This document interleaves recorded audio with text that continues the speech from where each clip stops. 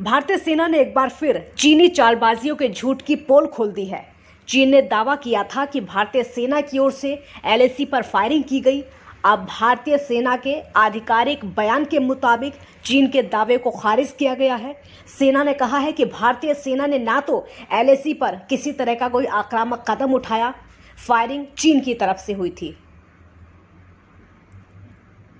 भारतीय सेना ने बयान जारी करके कहा है कि भारत सीमा पर सेना की तैनाती कम करने और शांति के लिए प्रतिबद्ध है, लेकिन चीन हालत को बिगाड़ने वाली और उकसाने वाली कार्रवाई कर रहा है। भारत ने एलएसी को कभी क्रॉस नहीं किया। फायरिंग समेत भारत ने कोई भी आक्रामक कार्रवाई नहीं की है। चीन की सेना आक्रामक रुख के साथ लगातार समझौते का उल्लंघन कर रही है, जबकि सैन्य और राजनीतिक स्तर पर बातचीत चल रही है। सेना का कहना है कि 7 सितंबर को चीनी सेना ने एलएसी पर भारत के एक फॉरवर्ड पोजीशन के करीब जाने की कोशिश की। तब हमारी सेना ने पीछा किया। चीन ने हमारे जवानों को धमकाने के लिए कुछ राउंड हवा में फायरिंग की। उकसावे के बावजूद भारतीय जवानों ने पूरी तरह शांति और परिपक्वता का परिचय दिया।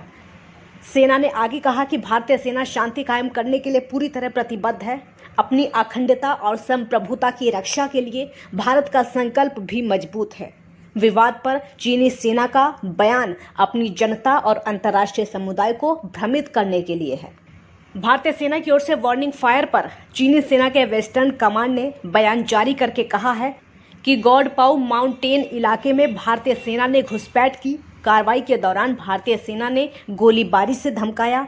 चीनी सैनिकों को स्थिति सामान्य करने के लिए जवाबी कार्रवाई करने के लिए मजबूर होना पड़ा। बयान में आगे बताया गया कि भारत के इस कदम ने भारत और चीन के बीच समझौते को तोड़ा है, जिससे क्षेत्र में तनाव बढ़ गया है और गलतफहमी की गुंजाइश भी बढ़ गई है। ये बेहद खतरनाक सैन्य उकसावे वाली कार्रवाई है। चीनी अखबार ग्लोबल टाइम्स ने भी भारत के सैनिकों पर गोलीबारी करने का आरोप लगाया है। भारत चीन सीमा पर 45 साल बाद फायरिंग हुई। एलएसी पर आखिरी बार अक्टूबर 1975 में गोलीबारी की घटना अरुणाचल प्रदेश में हुई थी।